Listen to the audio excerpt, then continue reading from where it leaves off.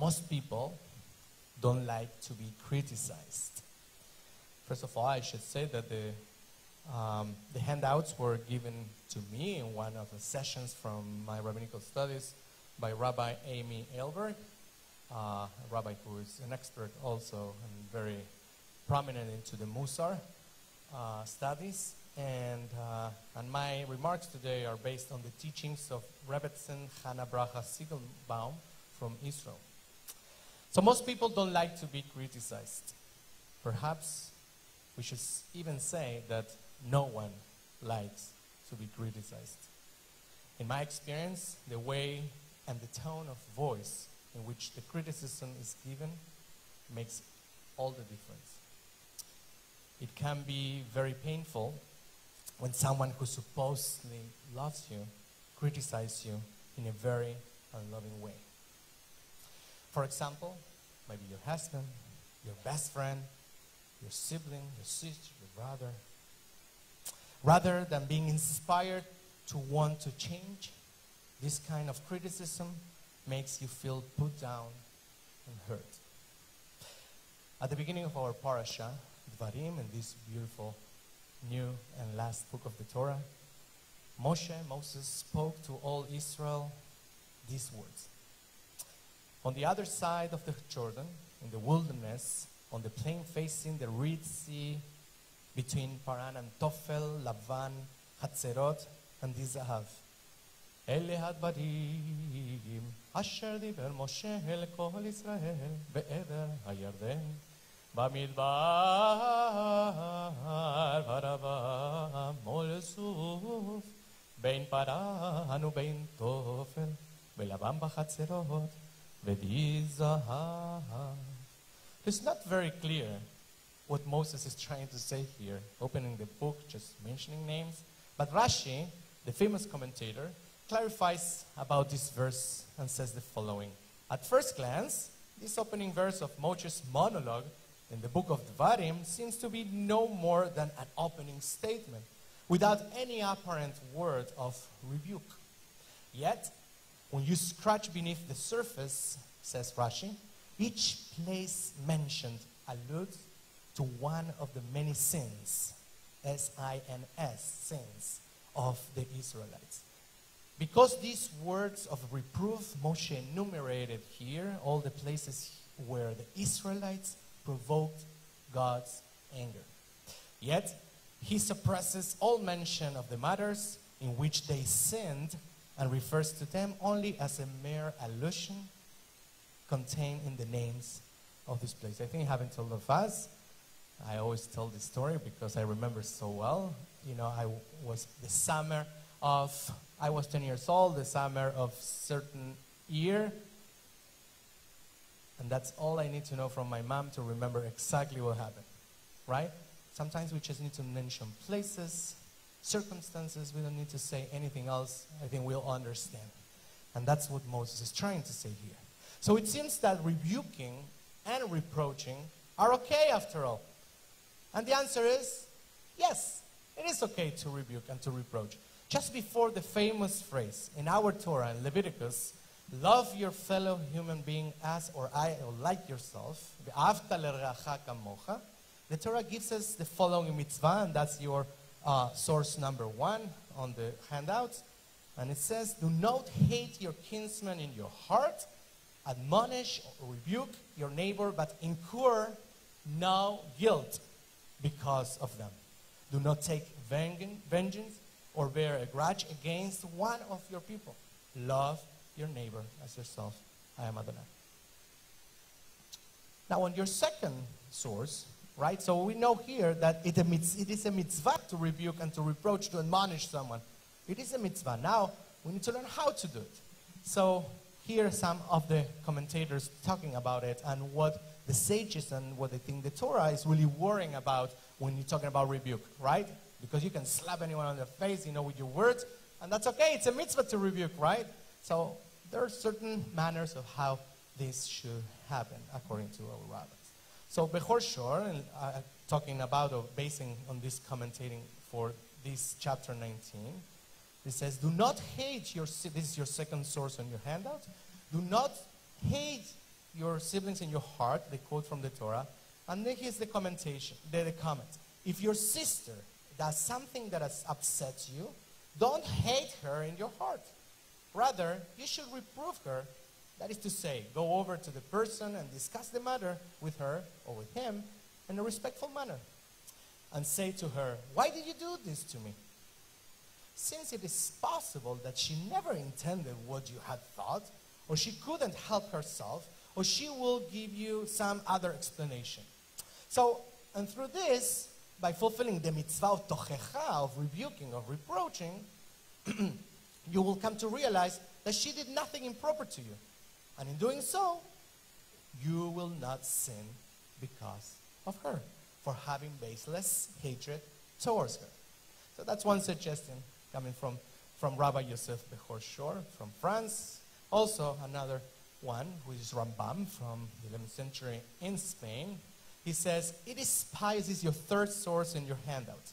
It is pious behavior if a person who was wronged by a friend would rather not admonish him or her or mention the matter at all, because the person who wronged him or her was very boorish, or because he or she was mentally disturbed, provided he or she forgives the other totally without bearing any feelings of hate or admonishing him or her. So what the Torah, says Rambam, the Torah is concerned only with those who carry feeling of hate. So they're trying to prevent you that, yes, it's a mitzvah to rebuke, it's a mitzvah to reproach, to admonish, but they're preventing you, the rabbis want to prevent you for you to carry that feeling of hate and also to sin and to bear the guilt because of them. So it's a very fine line, right? I'm sure that most of us have been there and there all the time. That fine line never, right, Stephen? So did you know that back in Europe, among the Hasidim, there was a person who was trained on rebuking? And actually the name of that person was a Mochiach, the rebuker. A great name for a movie, right? So, in other words, since rebuking someone without feeling frustrated, without feeling anger and hate is so difficult for all of us, the rabbis and sages worry about for anyone to carry the feeling of hate. Spend their time and time explaining and years in details a right formula when it comes to rebuke. So, I'm going to share with you the whom, the how, and the when of rebuking. But first we need to understand how to explain how to do a rectified rebuke. So the last Rebbe of Lubavitch shared once that in preparation for giving an injection, we have doctors here? The doctor or nurse must ensure a thorough cleaning and disinfection of the skin. Is that right? Good, I'm not wrong. Okay. So this implies that when we need to give rebuke, we must first clean ourselves thoroughly of negative motivations, such as anger, irritation, and defending our own ego. Only then, when we are clean thoroughly, can we really focus on our love towards the person who will benefit from our reproach. If you scolded your friend or family member without first going through this self-cleaning process, do not be surprised if your words will not be well received. Moreover, certainly do not add insult to injury by accusing the object of your rebuke for not accepting criticism. Actually, we cannot really expect anyone to accept criticism unless it is constructive criticism. To be critical is to be condescending. Yet, it is possible to give rectified rebuke in a loving way. Besides constructive, caring motive, the parameters for rectified rebuke include the whom, the how, and when. So the whom of rectified rebuke. Here are the formula. Ready? Mentally? Take notes. The last person in the world to rebuke is your mother-in-law. She is included in the mitzvah of honoring and fearing your parents, whom we are not even permitted to contradict. That says the Shulchan Aruch. And the Shulchan Aruch continues and says, if we see our parents or in-laws act against the Torah, we may not rebuke them. We may only ask respectfully in a question, doesn't it say such and such in the Torah? Also quoting from the Shulchan Aruch, which is the code of laws. The same goes to our rabbis and mentors and teachers. Any student who takes honoring his rabbi lightly causes the Shekhinah to depart from his own. Also from the Shulchan Aruch. If we notice our rabbis or mentors acting against the Torah, we may only ask, didn't our rabbis teach us such and such? Also quoting from the Shulchan Aruch. So the people we have the greatest responsibility, said the rabbis, to rebuke are our children and students. Although they have a mitzvah to respect us, we must also show them respect even as we reproach them. Right, Colin? Very good. So that was the whom. Now, the how. You ready for the how? The how to rectify, why of rectify rebuke. In addition to pure motives of wanting to help the person you love, it is also important to wrap the bitter pill in a sweet coating. Have you ever done that? Wrapping the bitter pill in a sweet coating? If you don't feel love, listen to this. If you don't feel love for the person you want to rebuke, it is best to just let it go. Because only words that come from the heart will enter the heart, says the Rebbe of Lubavitch. Prior to rebuking, take a few moments to meditate and get in touch with the feelings of love that you have deep down in your heart for every human being. So then when you rebuke, we become very sensitive and will notice whether the words come from love or not. We express our love not only in words of kindness and praise, we include before and after the words of reproach, but also in the tone of our voice and our body language. The Talmud asks, how do we know that if we see something unseemly in another, we are obliged to reprove him? Because it states, you shall surely rebuke, answers the Talmud. If we rebuke him, but he did not accept it, how many times do you rebuke someone, right? And they don't want to accept it. How do we know that we must rebuke him again? Asked the Talmud. So the text says the following, we just read from Vayikra, from the Leviticus. Ocheach tochiach. Rebuke, you shall rebuke, even though. Even 100 times, says the Babylonian Talmud. So we are not permitted, however, to do so harshly and to put him or her to shame. As the Torah verse concludes, do not suffer sin because of him or her. So if you rebuke your brother, your sister, your human being, your fellow man, and he does not listen, then it is you who is to blame. Repeat that one. Listen. If you rebuke someone and he does not listen, even if you think you are so right, about what he did so wrong, and he doesn't listen, then it is you who is to blame. Remember that Rebbe of Lubavitch says, words from the heart enter the heart. And the Baal Shem Tov, the father of Hasidism, goes even deeper, and I want you to listen carefully. Give me a sign of life. There you go.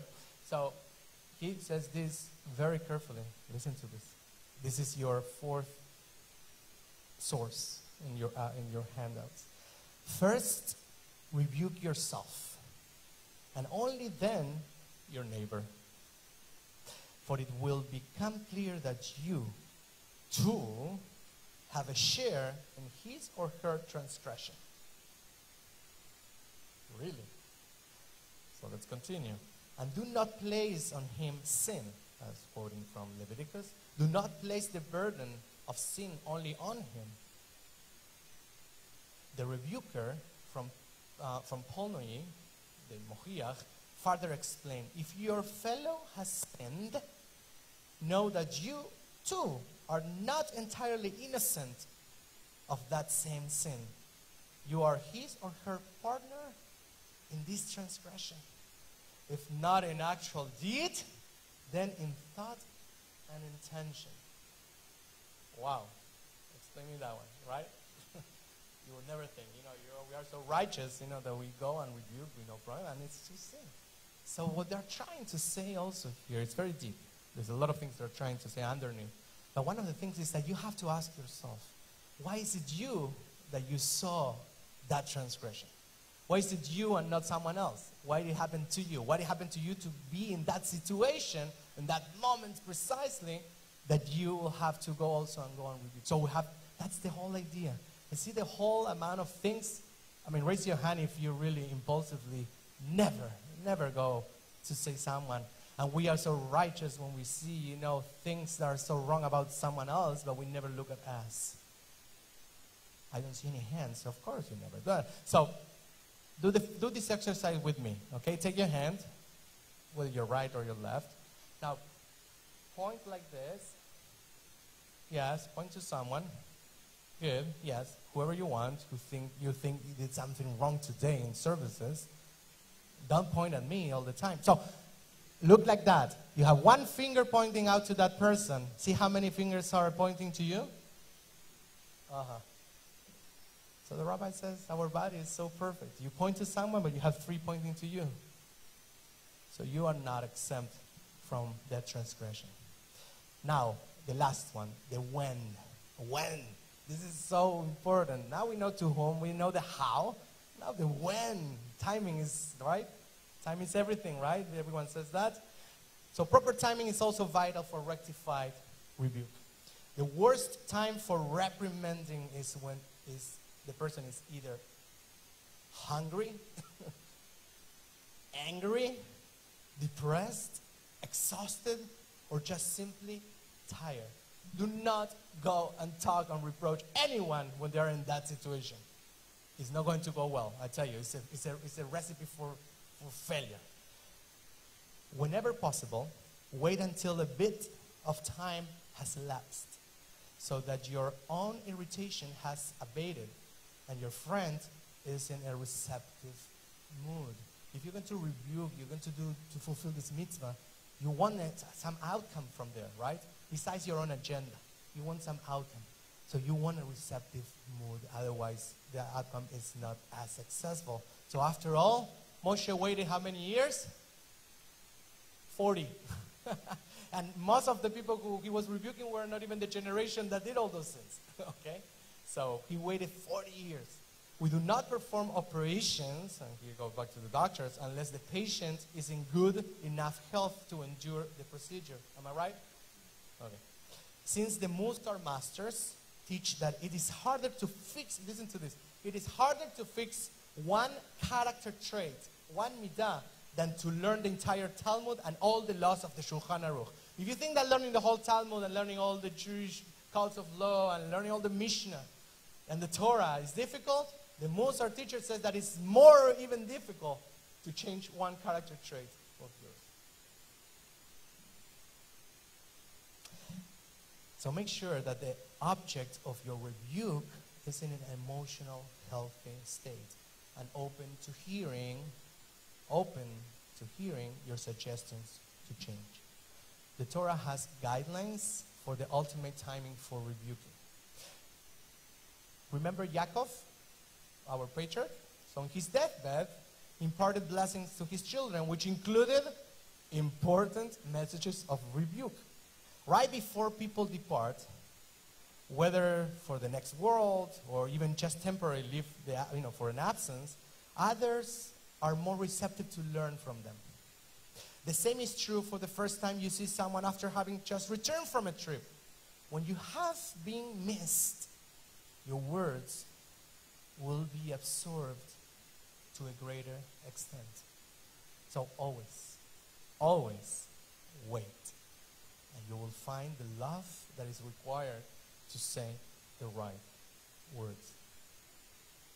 So the book of Devarim is Moshe's 36-day monologue before his passing. At this time, the Israelites were particularly inclined to listen to the words of his master. Moshe, our teacher, made the most out of this favorable time to impart words of gentle rebuke to the children of Israel.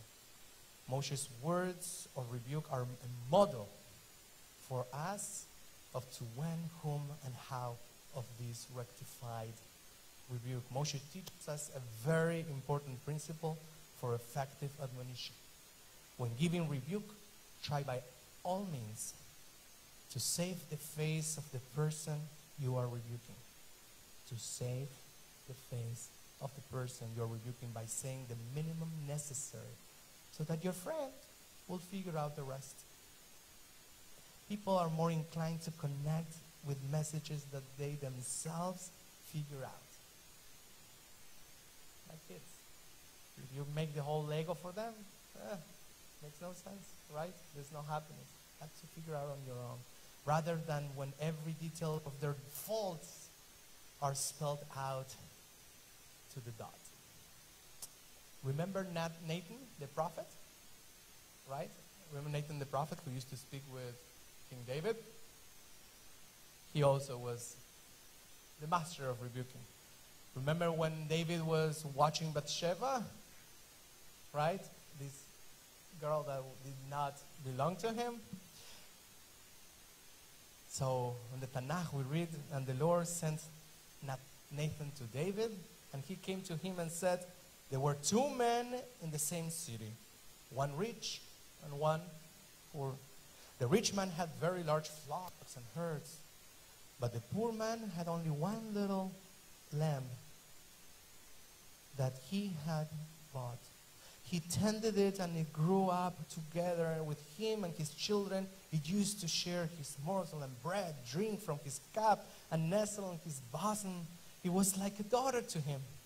One day a traveler came to the rich man, but he was loath to take anything from his own flocks or herds to prepare a meal for the guest who had come to him. So he took the poor man's lamb and prepared it for the man who had come to him. And David responded to Nathan, flew into rage against the man, and said to Nathan, as the Lord lives, the man who did this deserves to die. He shall pay for the lamb 4 times over, because he did such a thing and showed no pity. And Nathan replied and said to David, that man is you. So we can learn from Moses, or we can learn from the prophet Nathan, to give our words of reproof in a subtle way which allows our friends to figure out for him or herself what we are hinting at. It was Moshe's pure motives of love of his people that prompted his refined and tender words of reproof. He, as the rabbi and mentor of all the Israelites, had the responsibility to set the people straight at his auspicious time before his demise. The Israelites understood then, as we do now, that Moshe's message reflected his genuine concern of Israel. Since Moshe's words sprang from his heart, they entered the heart of his people. Shabbat Shalom.